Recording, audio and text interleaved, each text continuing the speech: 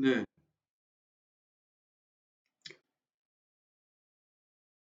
자, 이번 주 요절을 한번 같이 읽어보겠습니다. 창세기 50장 20절 말씀입니다. 이것은 바로 요셉이 그의 형들에게 했던 이야기입니다. 요셉이 그의 형들에게 아버지가 돌아가시고 난 다음에 요셉 혹시 우리한테 지난번에 잘못했던 거 아버지가 살아계실 때는 우리를 용서해 줬지만 아버지가 돌아가시면 우리를 용서해 주지 못하시는 거 아니야? 라고 할 때 요셉이 했던 말이었습니다. 당하오입니다. 우리 유치부 친구들은 오라고 되어 있는 부분만 외워도 되겠습니다. 같이 한번 읽어보겠습니다. 시작.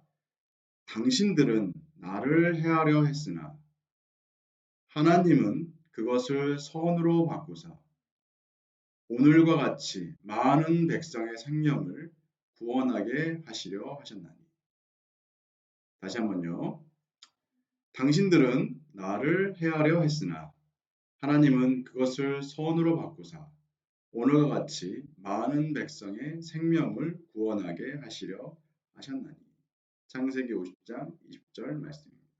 네, 선생님이 오타가 하나 있었네요. 백성의 생명입니다.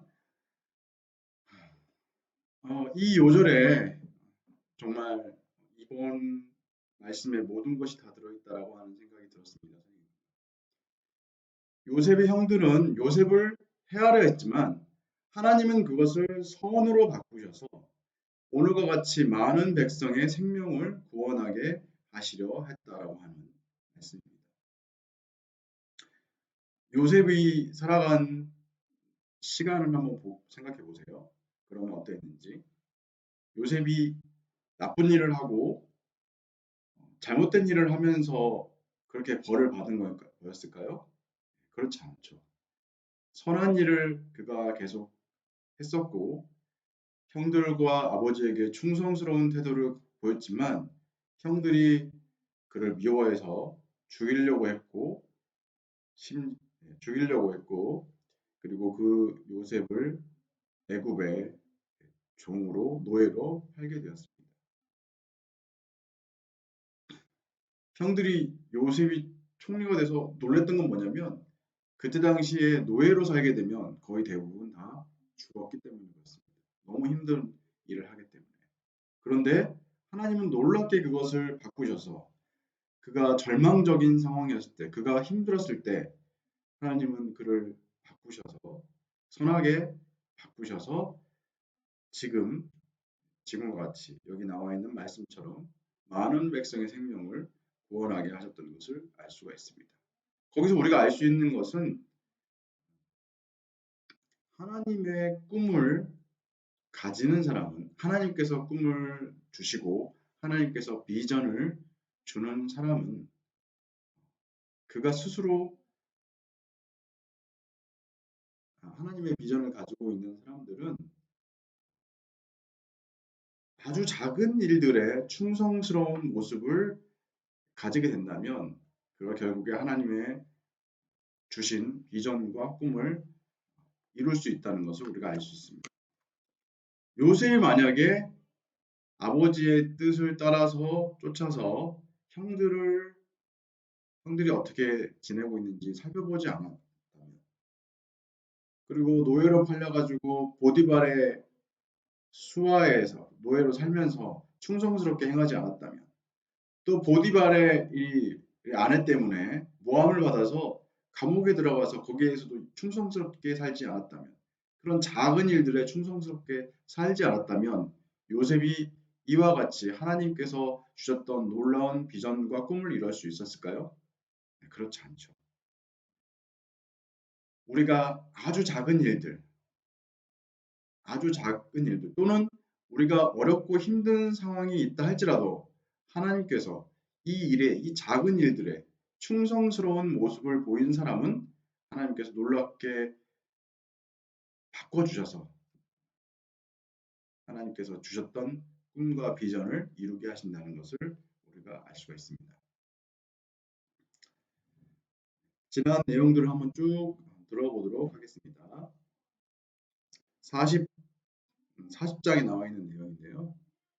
첫 번째, 형들이 이집트로 가게 되었을 때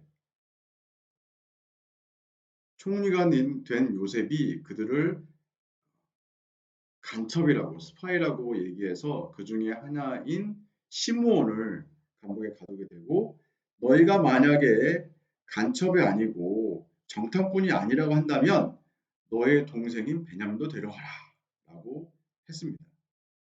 그런데 아버지인 야곱은 형인 그의 베냐민의 바로 위의 형인 요셉이 죽었다고 생각했고, 만약에 베냐민마저 만약에 죽음에 이르게 된다면 자기는 살 수 없다라고 말했어요. 그래서 절대 데려갈 수 없다라고 얘기했었습니다. 근데 결국에 유다와 다른 형들이 설득해서 베냐민도 10명의 형들, 정확하게 말하면 시므온이 애굽에 갇혀져 있기 때문에 그 9명의 형들과 함께 이집트, 애굽으로 가게 되었습니다.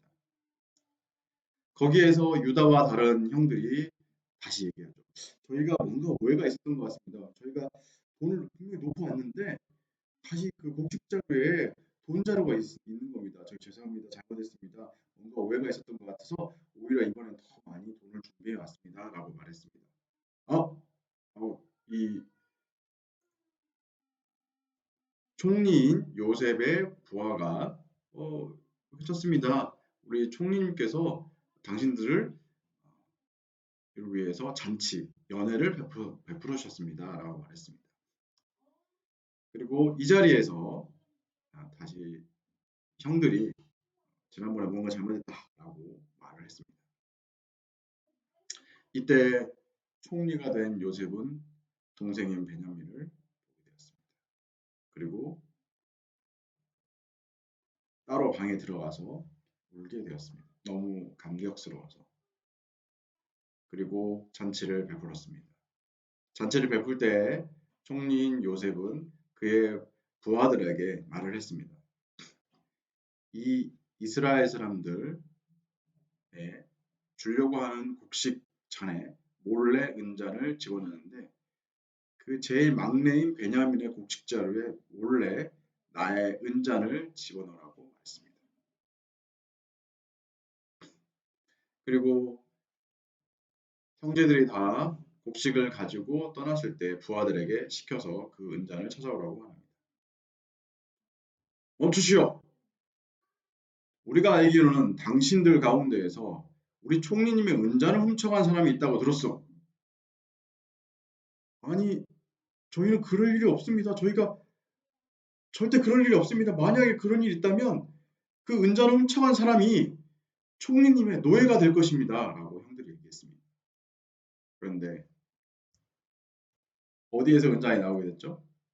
바로 베냐민의 자루에서 은잔이 나오게 됐습니다. 총리가 된 요셉은 그렇게 얘기합니다.